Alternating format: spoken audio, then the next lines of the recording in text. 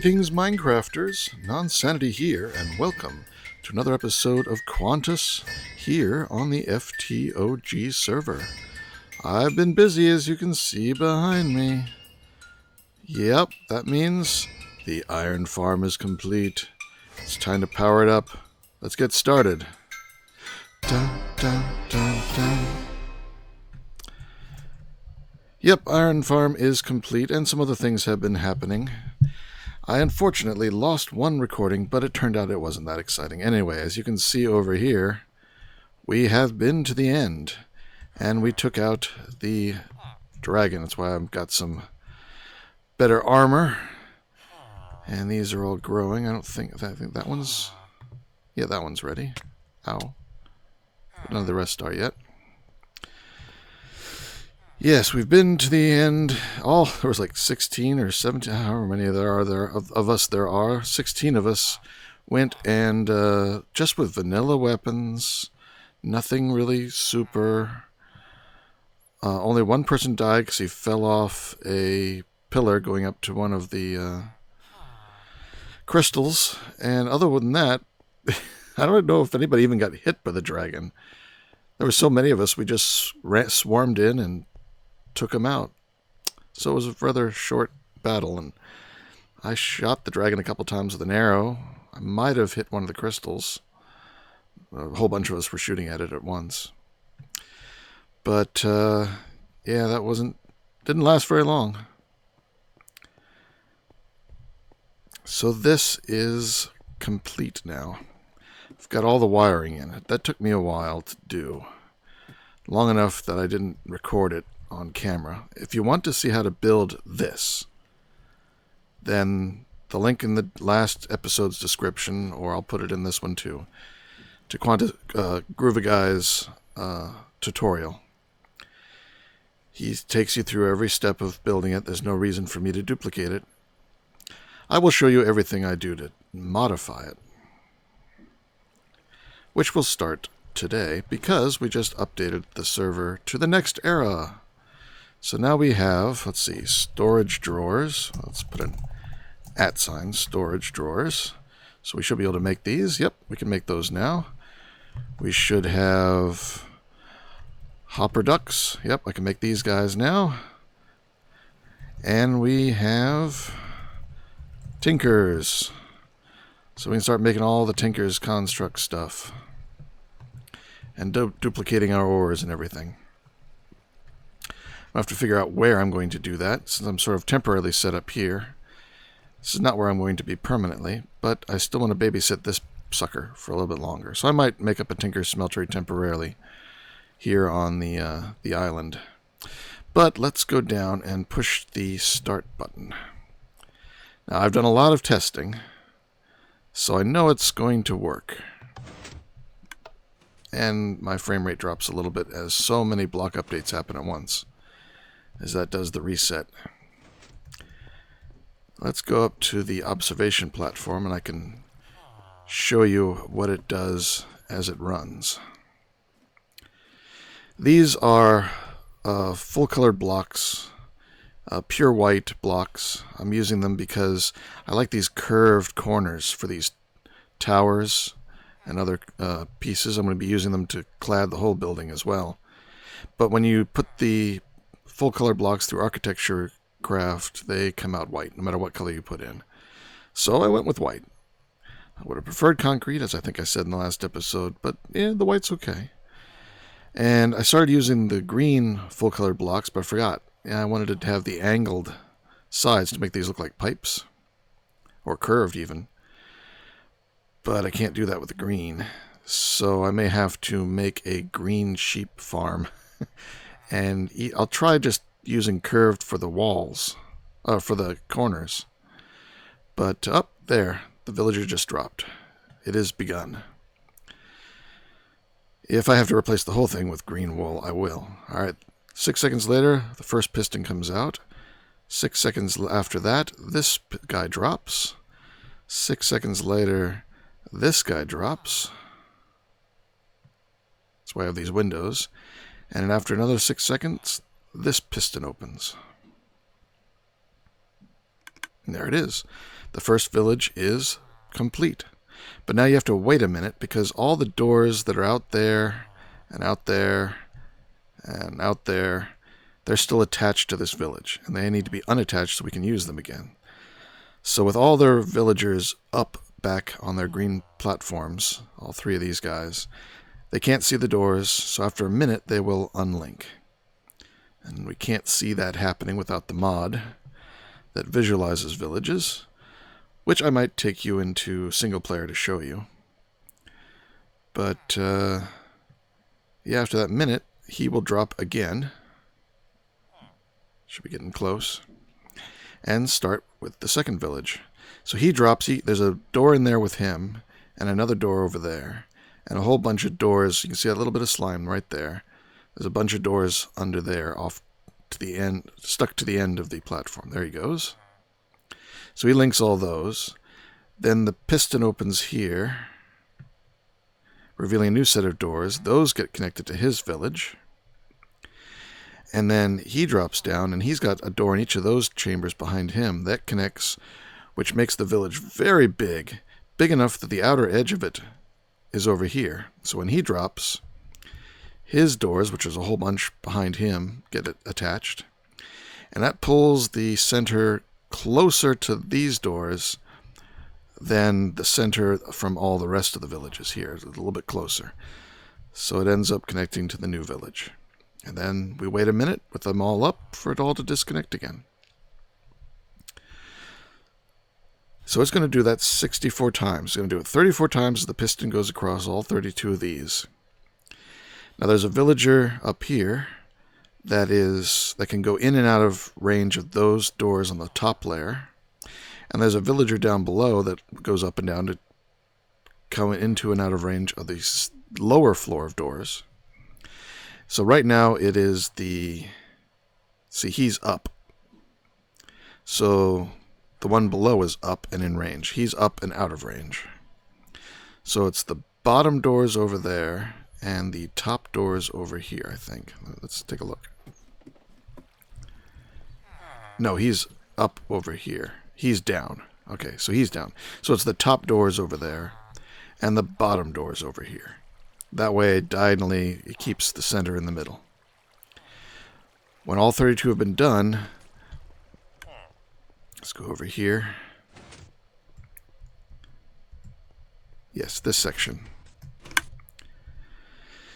Right now, this is lit up and this is lit up. That keeps the lower villager active, so the lower doors are engaged. And this takes the upper villager and activates him, so the upper doors are in range. This line gets lit up when you get to the end of all 32. And it'll switch this, and there's an item in this block. It'll move to the hopper, and it'll shift these over.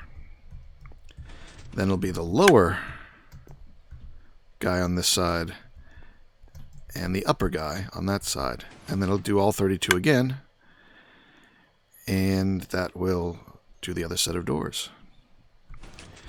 Now the main processing for this whole thing is done by this ticker over here, which has got a certain number, I think like 9 or 11, I think 11, I forget how many. You can see it in Griviguys.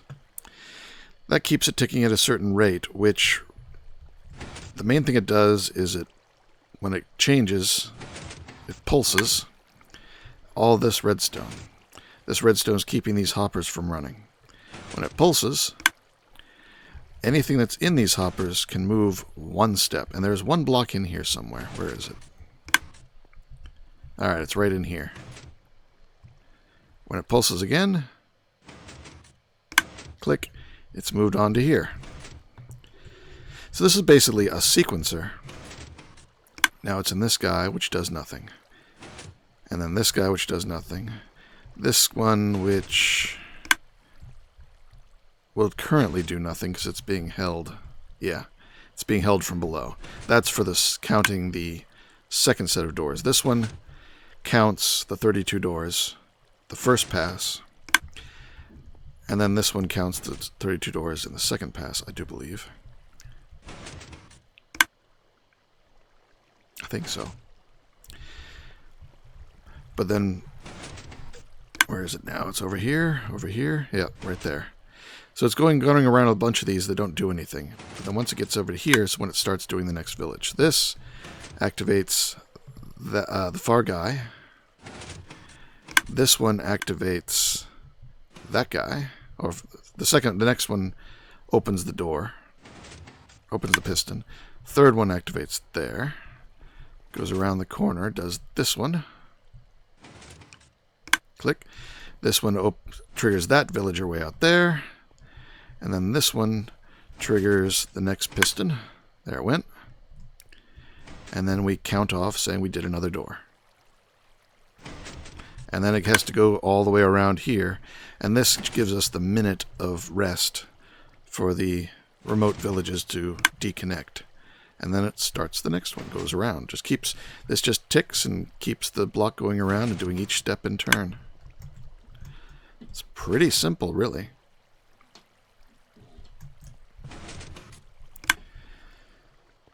So we can go over here. See how the pistons are opening here.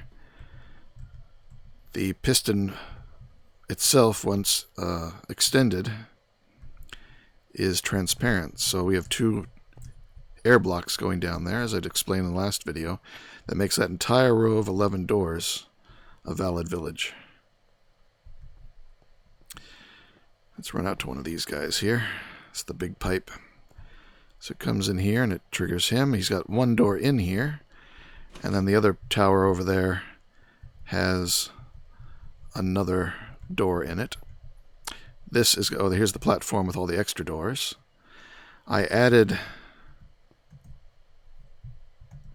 let's get up here. I probably should put some extra flooring there, yeah. So no iron golems spawn in that spot. They could, because it's 3 high. That's why I put all the slime there, because they were spawning out in that outer edge where they have plenty of sky space. So I put that to make it, which acts like glass. I could have put glass there just as easily, but I had the slime on me at the time. I might change it over for glass.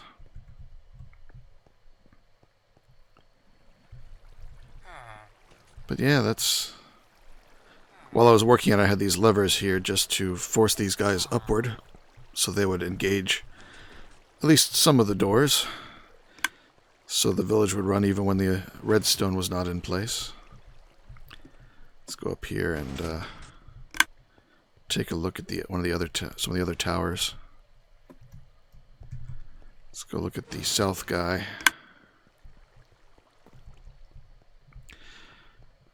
This will eventually have a green block at this height, making this a tube. Won't need to go into it anymore. So here he is out here. Set to extend. He is currently up. When that signal comes in, it will reverse it. There it goes. And he comes down. And now he's engaging with this door and the door in the pod behind him. Behind this one.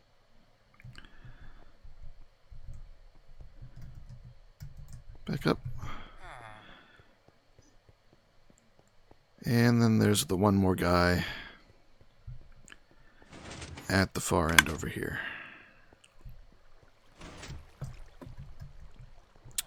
Which I'll get to like this. Oh, we got an iron golem over here too. Push him off. Sometimes they spawn on other places just because the centers have moved and so their spawning areas have moved. So I will have to try and make this so he can't spawn over here temporarily. So yet another tower, another villager. And then out here we have a whole bunch of doors. Whole chamber of them. With an extra one here at the front. I just have, if you're swimming in near one of these towers, you can climb up inside it. So once I seal this off, I can still get into them if I need to. So that is the bulk of the wiring. And it seems to be working. When it gets going, it's going fast. Here, let's go down. I removed the simple chest that was at the end here, and I set up a sorting system down here. Again, vanilla sorting. We've got, oh, no, can't see it there. Here. Where is it? Okay, yeah. That one should have. I guess the one up above is the one that has it. I've got an excess of poppies in the system. Well, I have my portal here, which I use the curved blocks. If I release this, it'll start shooting poppies through the portal every 10 seconds or so. And that should, in theory, keep this thing running even when nobody's in the overworld, which is when the villagers stop remembering that they're part of a village. If there's nobody on the overworld, they stop remembering they're a village, and then when somebody comes back and they start looking around for doors, they merge all the doors into one giant village. And that wrecks the whole setup. So, by tossing a item through the portal every 10 seconds, it somehow keeps them alert and remembering the door arrangement of villages. Hop over here. So we've got 1, 2, 3, 4, 5, 6, 7, 8 villages active. So 1/8 of the whole setup, just since we've been talking. It sets itself up pretty quickly. It might be possible. No. Would it be possible? It might be possible to make it go a little faster. I mean, I built everything vanilla. I even did the hoppers. I was saying I was going to wait until we had the hopper ducks, which we do now. I am going to switch them over to hopper ducks because these are a bit more laggy. And then I'll have a ton of extra hoppers. And one other change. We have this Super Circuit Maker. This should now be, yes, active in the Iron Era. Instead of the Magic Era, where it really didn't fit. And all this really does is let you compress this sort of stuff down into a single block. So I think that is what I'm going to be experimenting with in miniaturizing all of this, using that mod and reducing the lag by using the hopper ducts to replace all of these looped hoppers.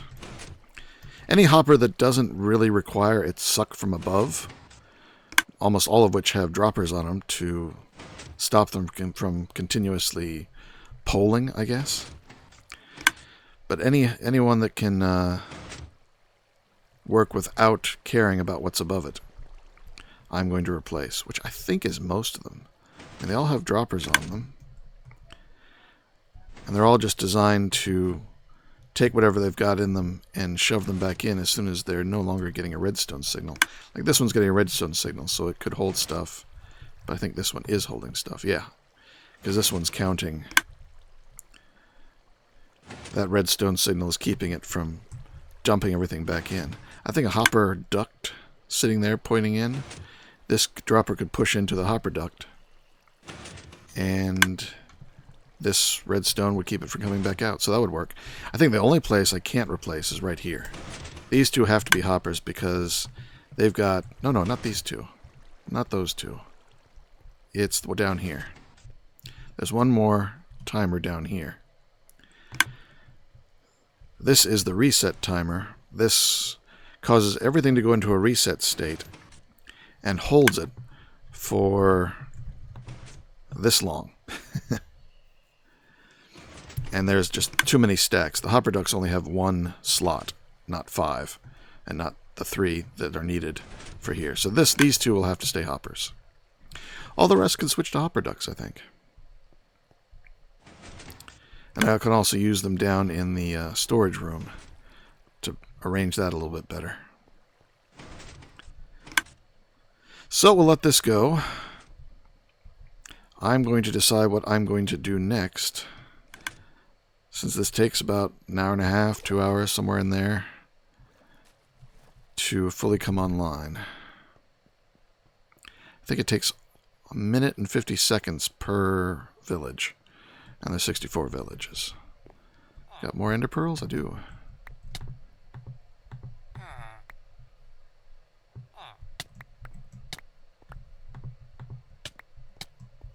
Yes, I know you want to hit me.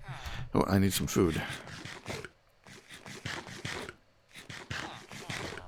So I got 2 more. No, I don't need to plant anymore. I could, but I think I'll just... At some point you have to say that's enough. So put the ender lilies... Wait, what's this? Rib bone. Why is it not showing up with an icon? Oh, because yeah, a bunch of these aren't showing up with icons. I need to reload my textures. That happens for some reason. I think I need to put another crate on the biologicals.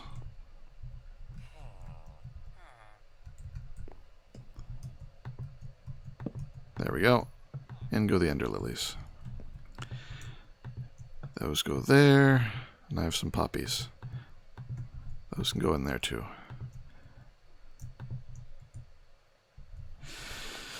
Alright, so I will be back shortly when I know what I'm going to do next. Or when this is finished, whichever happens first. Alright, actually, before we move on to the next project, I wanted to show you what the villager info mod tells us about this thing. So I'm going to hit the reset button because this is not the real world. This is a copy of the world I've loaded up in single player so that I could add the villager info mod. And all the lag kicks in as every single active block in this place updates. Let's run up here to the top.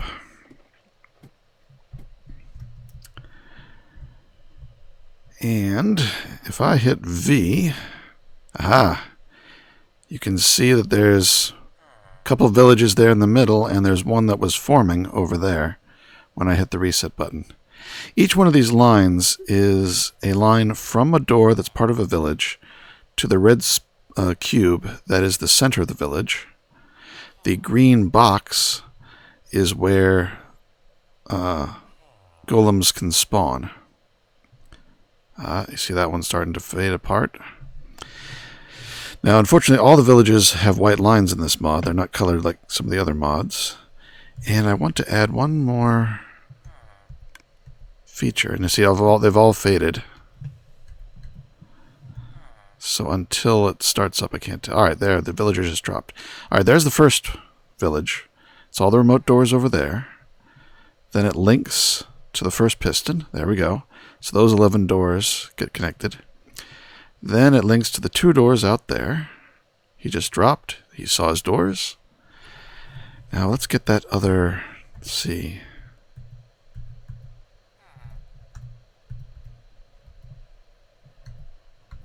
That's the one I want.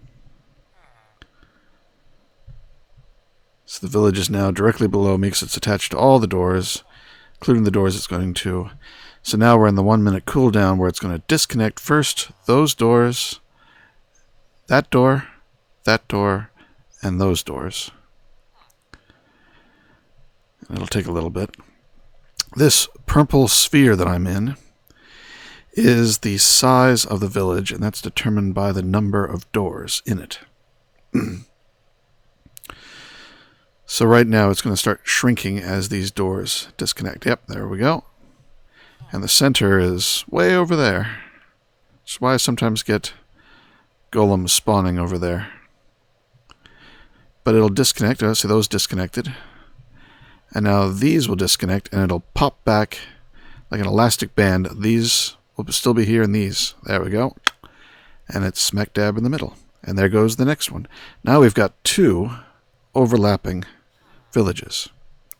Now that one out there is going to get really big as it connects to those 2 doors. There it goes.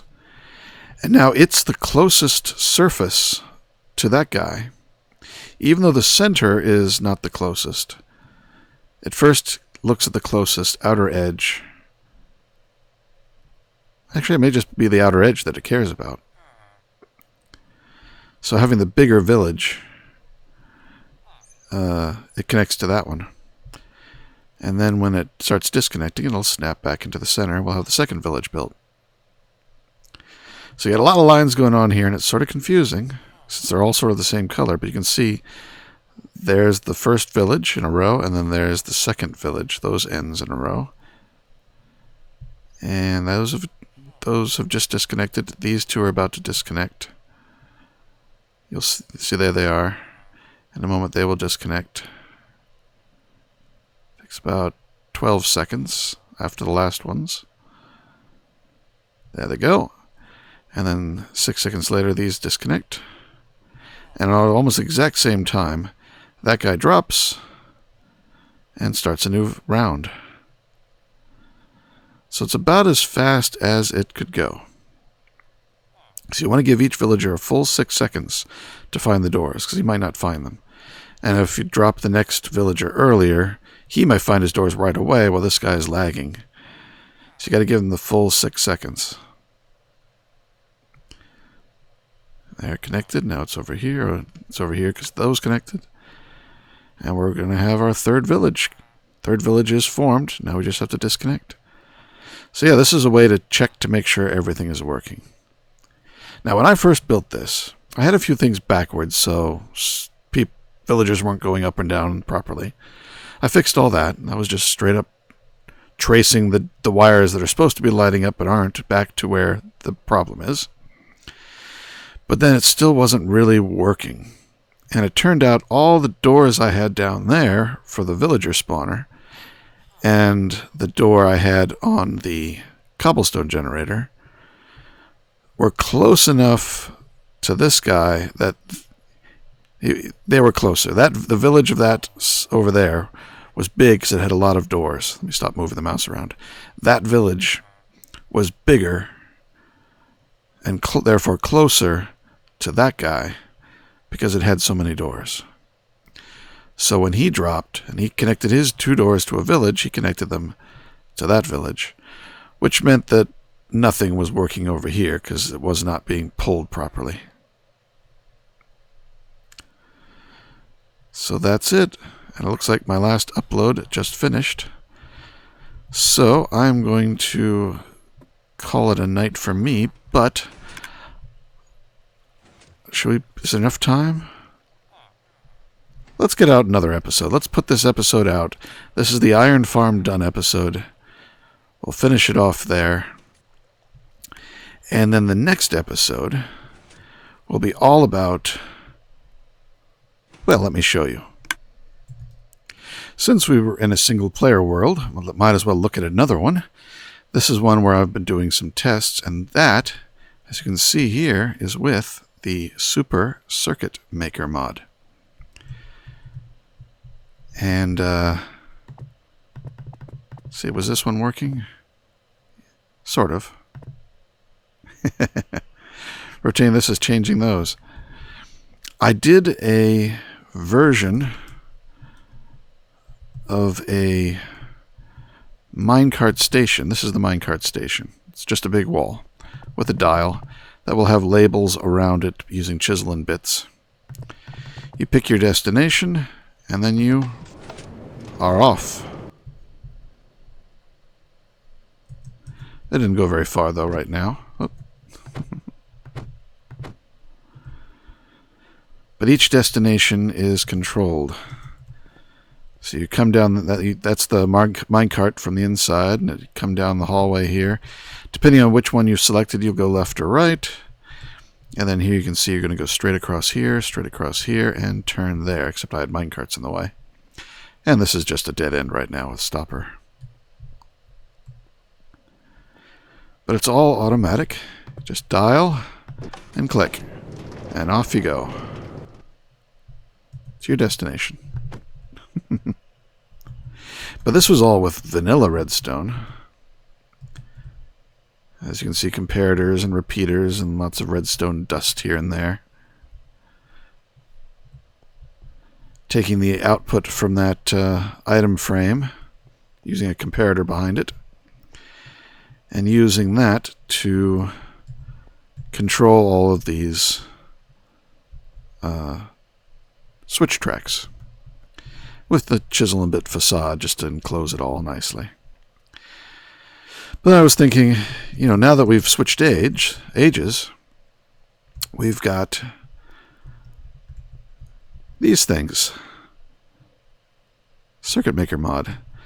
And so I could do the same sort of thing. See, it looks like I was tearing things apart last time I was in here. Let's put that back together. So right now, you go off the ends. Let's see.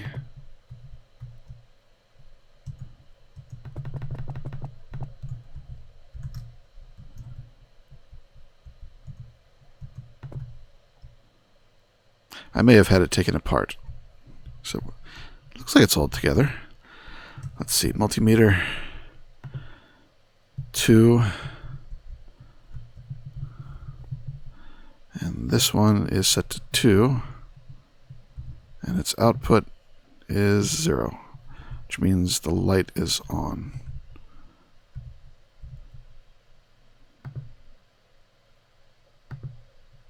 Two. And that one, 2. And this one, 0.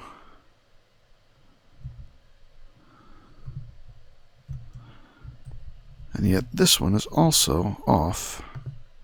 0 and 1. Alright, something's not quite right.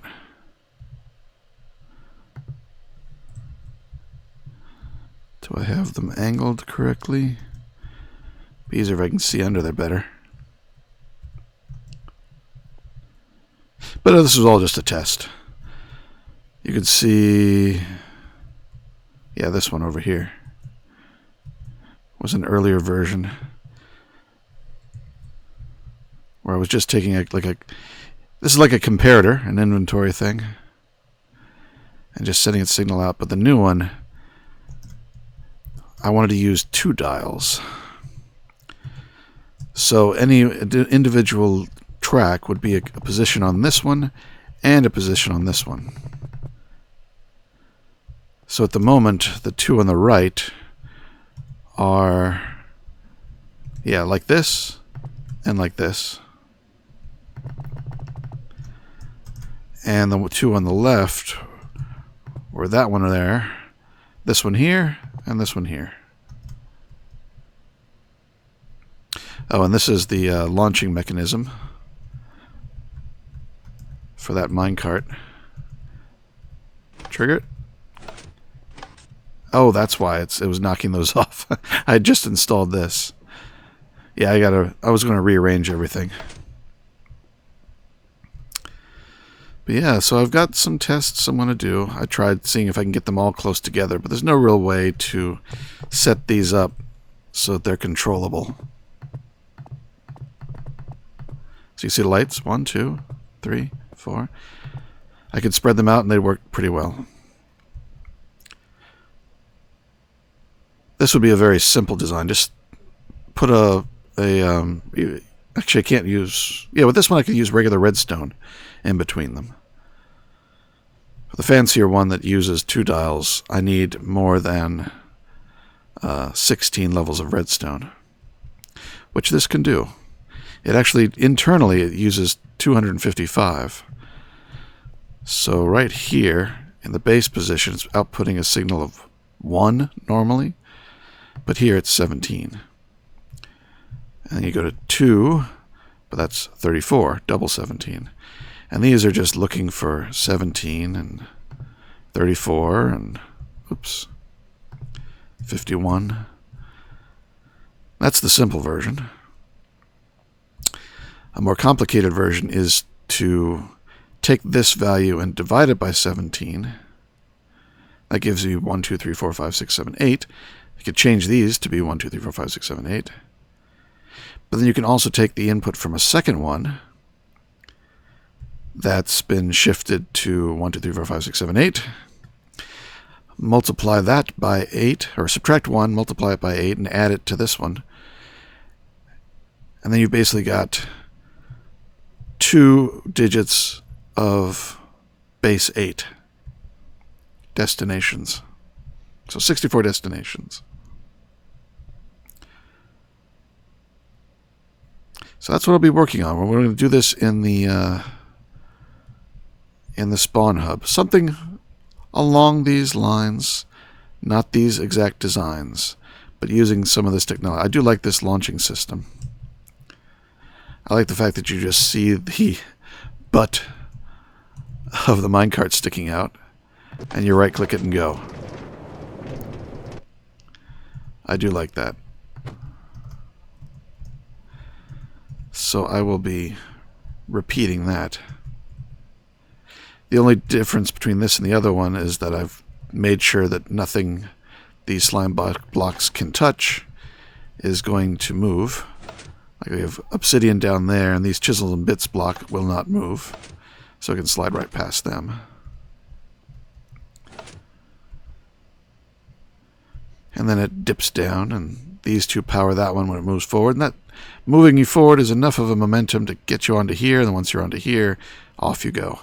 This detector track not only lights up these boosters, but it also causes, through a little bit of redstone going around the side here,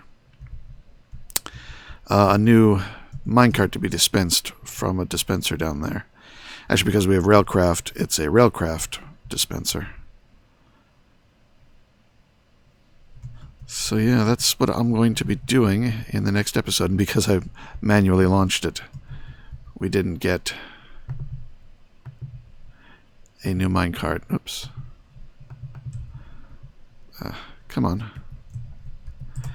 But if I put one here... Oh, is it empty? And I just broke the... Alright, I'm just breaking things. I guess it's probably empty. There weren't many in there to start with for testing. And I've tested it a lot. Anyway, so expect something along these lines in the next episode. I'm going to have fun also changing over the iron farm to using this sort of circuitry. Look forward to that, too. Alright, sun's going down. I'm going to say goodnight. Take care, everyone. Be good. Oh, I've got my monocle on. This is Nonsanity signing out. Take care. Be good. And see you next time.